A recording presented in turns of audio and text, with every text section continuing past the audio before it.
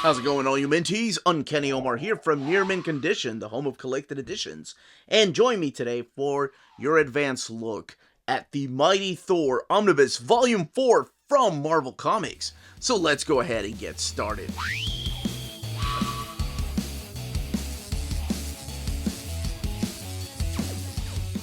And welcome back, everybody. So, before going any further, I do want to thank David Gabriel and the fine folks at Marvel for sending us an advance copy of this omnibus.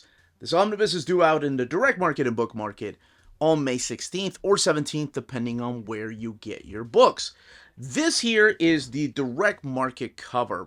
So this is the one that's going to be available only at your local comic book stores or places like cheapgraphicnovels.com, waltzcomicshop.com, Comics Bugle, Dying Breed Collectors, Organic Price Books, In Stock Trades, Tales of Wonder, those kind of places.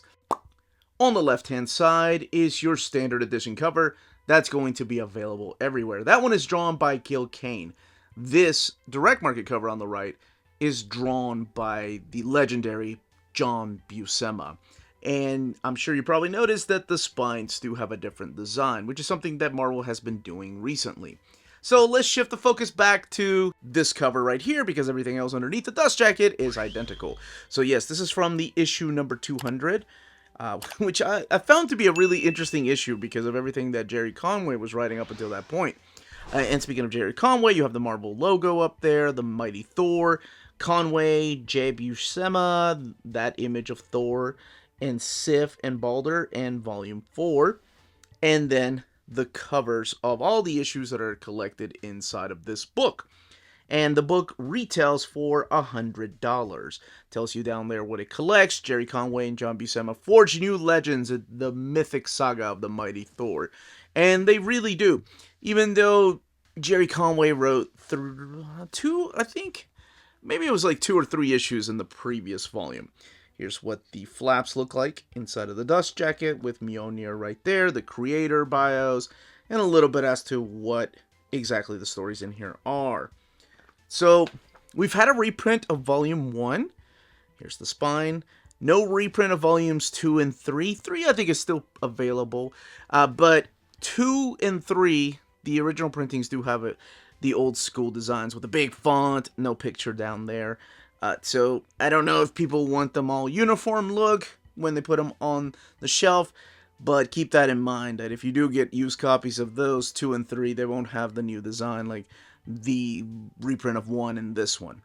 Alright, so I forgot to point out, Mjolnir is back there too. Whosoever holds this hammer, if he be worthy, shall possess the power of Thor.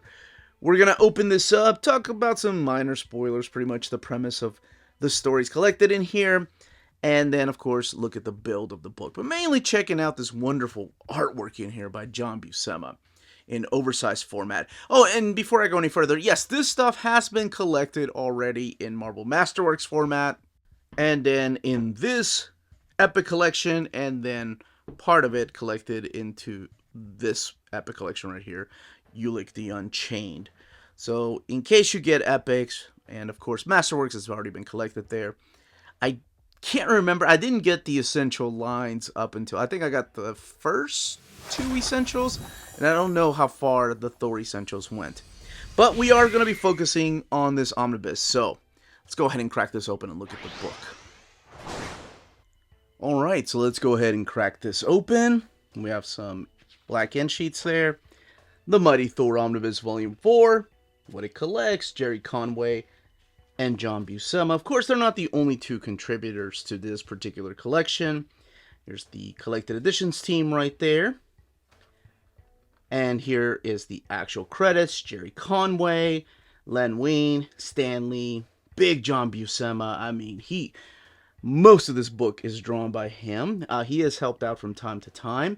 You have Marie Severin, Don Perlin, and Sal Buscema doing some of the actual pencils at times. And then, of course, doing some of the layouts, and then the inkers and finishers. Vince Colletta supplying a lot of the inks in here.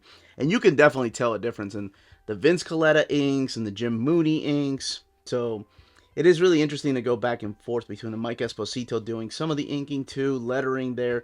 The colorist, uncredited unfortunately, for those issues of 195 to 206. But hey, it was good to see Glynis Wein right there. And then your table of contents. So this does collect Thor 195 to 228.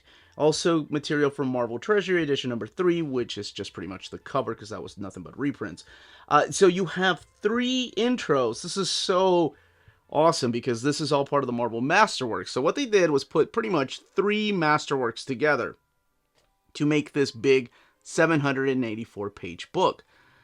So Gerry Conway had written the introductions for each of those volumes. I think it's 10, 11, 12. It does say here, maybe 11, 12, and 13. Yeah, 11, 12, and 13. So here's your introductions again from Gerry Conway. In this introduction particularly, he talks about what a huge fan of Thor he was when it was Stan Lee and Jack Kirby writing the character. And then when Stan decided to pull back a little bit from writing duties because he was taking over as publisher, he had the full reign control over Thor, which is just insane to be writing at the age of 19. I'm going to say it again. He was a teenager when writing the Mighty Thor, and it's crazy to think about just the 3 different people that were writing comics at the time, setting up the entire Marvel universe. And he was one of them, because Roy Thomas had to step up as pretty much editor-in-chief at the time because Stan Lee was moving over to publisher. So we are introduced to a new character in the very first issue. This is Hildegard right here, who of course to this day still plays an important part in Thor. But you're going to see all the characters that Stan and Jack created throughout the years through Gerry Conway's issue. You have the Warriors 3, like Fandral and Volstagg and Hogan, of course. Later on you'll see Balder the Brave, and Sif plays a big part in all this. So it's really interesting to see like all the characters that he's using. And you really learn to appreciate how many characters there are in Thor, because when Gerry Conway uses all these characters, he kind of sends them into like different missions. So you have Thor and the Warriors 3 going on a particular mission over here with Sintra. You have the character of Sith and the new character of Hildegard. Both of them are going on a different mission that will end up going all the way back to Earth, and later on meeting a new character named Silas Grant, who plays a big part in Thor later on. And then, of course, bringing back the character of Tana Nile. And you also have Odin and a bunch of his warriors from Asgard playing their Silas right there. Playing a big part in all these stories, too. So it was like Gerry Conway had all these characters, and he wanted to keep writing about all these characters that he was fans of. That he was a fan of growing up. So what's interesting about this is that he was still trying to work out those kinks. That's what he was doing in here. So what's really interesting is that when you're reading this, there's a whole setup, and Pluto shows up, and it ends on a big cliffhanger. And then issue 200, it's like, yeah, that cliffhanger, we're gonna wait on that cliffhanger because Stan the Man Lee is back to write this particular issue. Now, Gerry Conway had written 2 issues in the previous volume, but it was still under Stan Lee's plots. This time around, it was him just writing stories that he wanted to tell. But it's funny when you read it and the setup goes on, it's like issue 200 steps in and goes, but wait, we got something else to tell you. And then, of course, the story continues with the issue of Pluto right here fighting the character of Thor. So we get the whole ego in this particular story, but it's a different type of ego than you're probably used to. This is Ego Prime, and that's actually pretty cool story. Oh man, I love the pencils in this. So that is one thing I'm going to notice, how big the pencils are. Now, throughout these stories, it feels like, well, it feels like the Asgardians are banished, because they are, and they have come over to Midgard, so they're hanging out on Earth for a long time. There are some beautiful spread pages, but the old school spread pages I do appreciate were laid out like this, instead of the entire page being full picture. And there's a reason behind that I wasn't aware of until I read the intro to the final volume that's collected in here. There is an introduction here that really opened my eyes to what exactly this one issue that kind of was a little bit of like you had to be there to understand some of the jokes is, and that's in issue 207. So Gerry Conway was talking about. I never read this intro, by the way, because I didn't really keep my master. I had like the first 5 masterworks maybe of Thor, and I ended up getting the epics, so that's how I read them. Then the epics don't collect the introductions, nor do they collect the letter pages. But here he talks about how from the town of Rutland, Vermont, there was an invite to Roy Thomas to come and check out this Halloween kind of party that they were having. And it kind of feels like he was invited to a cosplay. So a bunch of the people that worked the Marvel bullpen went and hung out with the people in Vermont. But what's interesting is that they also had friends that were working for DC Comics at the time. So they kind of had their own little DC Marvel crossover with the town of Rutland, Vermont. And it's kind of an inside joke, and I had no idea. You know, from time to time you would see like characters like people from the Marvel bullpen show up, especially during the assistant editor month. You would see John and Chris Claremont put themselves into the X-Men comic a lot. John Byrne did it. But for this one, I never noticed that there was this little behind-the-scenes story. So apparently they had a lot of fun at this party. So much so that they were like, you know, it would be funny if we did this intercompany crossover by introducing the character of Tom Fagan, who actually was the gentleman that invited them to Vermont. But anyway, he shows up big time in issue 207, where you have Glynis show up, Len shows up, Steve Englehart, and of course Gerry Conway. They play 4 characters. But what's really cool is that the same 4 characters keep showing up in this town, and the town shows up in different comics, like Amazing Adventures number 16, or Justice League of America 103 for DC Comics, and then of course the Mighty Thor right here. So it was almost like this cross-company wide crossover featuring the creators themselves through these comics. And it's weird when you're reading it because I read it in the epic and I didn't even pay attention. I'm like, oh, cool, they're putting themselves in the comics. But there's a lot of inside jokes that he talks about the behind the scenes, how much fun they had. Now, this particular this particular part of the omnibus serves as an introduction to Mercurio, the 4D man. And I feel like he was a character that Gerry Conway was just really proud of creating. Like, he loved that guy.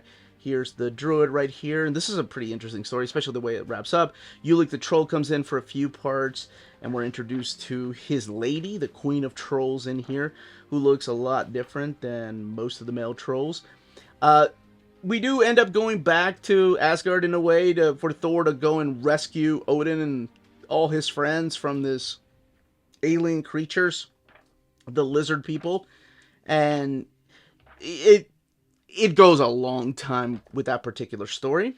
But again, he brings back the 4D man, and we're introduced to a newer, bigger bad guy in here.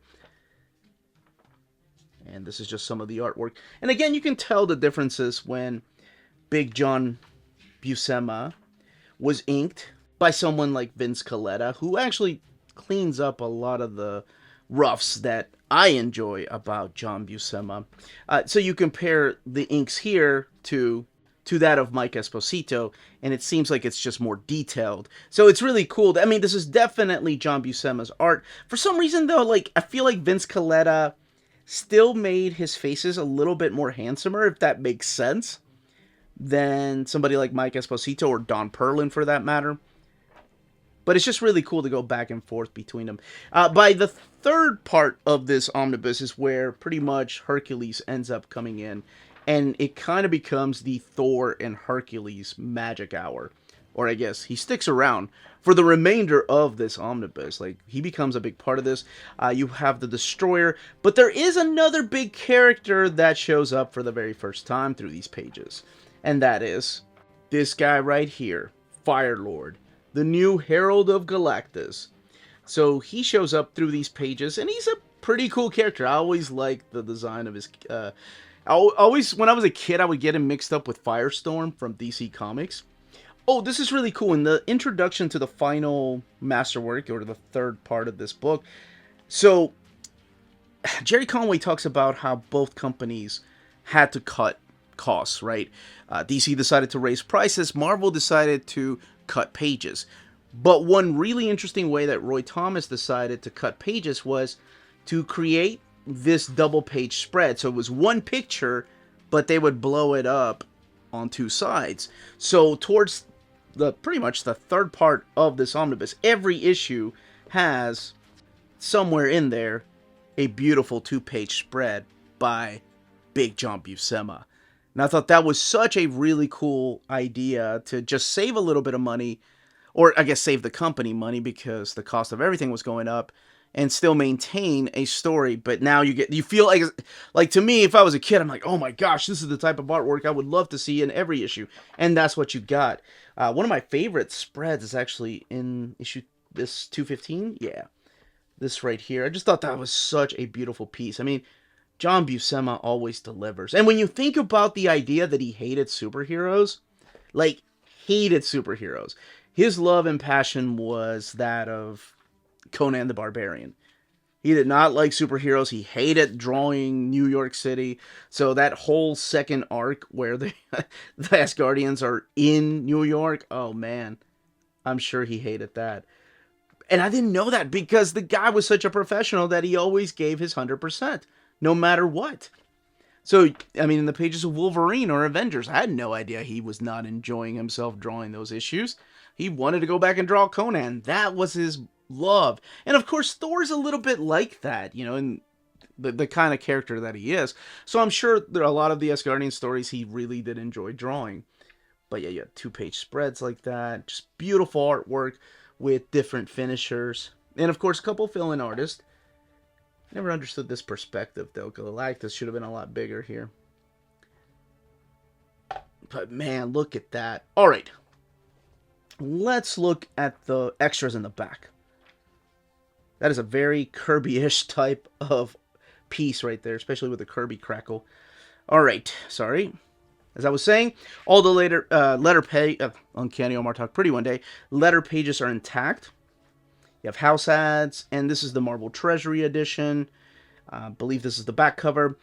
This is one of the few Omnis that I've gotten from the printer that came with a rip. What was the one before this? I can't remember what it was. It's been a long time, but yeah, that, you know, I'm sure it's not every copy. That's just my copy. But it's, you know, when they're bundling up pages like that, it's impossible for them to check every page. So things like that happen from time to time. That's not the only time it's happened. Like I said, I cannot remember the previous omnibus that had a rip in it, but it came like that. I didn't do it. I promise. I'm a lot more careful with my Omnis, even though they're review copies, and the whole point of review copies, at least to me, is to make sure I test them out properly without destroying them, right? But sometimes, you know, like that Spawn Compendium Volume 2, boy, I broke that spine. Good. Alright, sorry, that was all the extras in the back. You get original pinups, you get original artwork in here. Very jealous of the people that own those. Those are some by Jim Mooney, inks on Big John Buscema, Mike Esposito, and then the end paper there. Alright, let's look at this binding. So we do have sewn binding. The book has 784 pages. This one is printed at the iMac printer. And I'm pretty much shown how the spread pages in here, like I said, most of a third of the book has spread pages. So you do get a little bit of gutter loss, but not much, honestly. There was that little bit of an eye that helps out. And the spread pages towards the beginning are, of course, like blocked off, like they're actual frames. So there's really, you're not going to notice anything there. Now, the paper stock here, it's thinner than the Hulk Omnibus Volume 5 Omnibus. I just said that was redundant. I'm sorry, I'm trying. Oh yeah, the one I just did this morning. I record them in different days, so I never remember when exactly they drop. The one I did this morning has thicker paper than this. So there is some bleed through, especially towards lighter pages. So whenever, actually, let's go back to the beginning, for example. You can see the letter coming in from the opposite side. You can see the artwork coming in from the opposite side. I mean, these are white pages. And again, I like to remind people that I do have two big LED lights shining on this book to keep the glare off of the book. It's the angles that they're in. But, you know, you take it out into the sunlight, it's going to have the same effect. If you read outside, sometimes you read it by your nightlight, it will have the same effect. But you do have some bleed through coming in from the opposite page. And that's it. This one took, I'll be honest, this one took me about a month to read. Gerry Conway, much like Roy Thomas and Stan Lee before him, it's like they were getting paid by the word, man. But that's it. That, as they say, is that. Hopefully we will get a Thor Omnibus Volume 5, because remember there for a while we were like, they're done with Silver Age, no more Thor after Volume 3.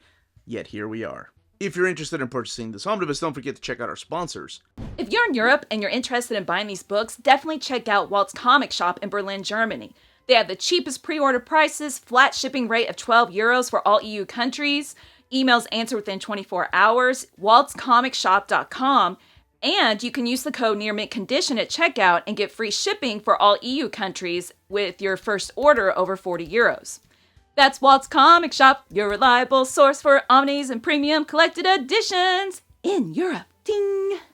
CheapGraphicNovels.com, your online home for graphic novels and collected editions up to 50% off cover price. They have excellent shipping and prompt and helpful service. Check out their bargain deals for up to 90% off cover price. And don't forget that CGN also takes pre-orders. That way you don't miss out on the hottest releases. And they are currently running a special promotion for you Minties. If you're a first-time customer, after receiving your order confirmation email, reply back to that email and let them know Near Mint Condition sent you their way. They will then apply a free shipping promotional credit to your next order in the US. Cheap Graphic Novels, your source for the hottest books with the kind of deep discount, quality shipping, and customer service that will keep you coming back for more. And that was the content, the page count, and build of this omnibus. Let me know if you are collecting this in omnibus format, if you thought, no way they're ever going to release any more future volumes after Volume 3 and you went the epic route, or you're stuck with the Masterworks, or of course if you read these originally as they came out. I'd love to know all those comments down below. If you have any questions, leave them down below. Don't forget to smash that like button on the way out. Everyone stay healthy and safe out there. Much love.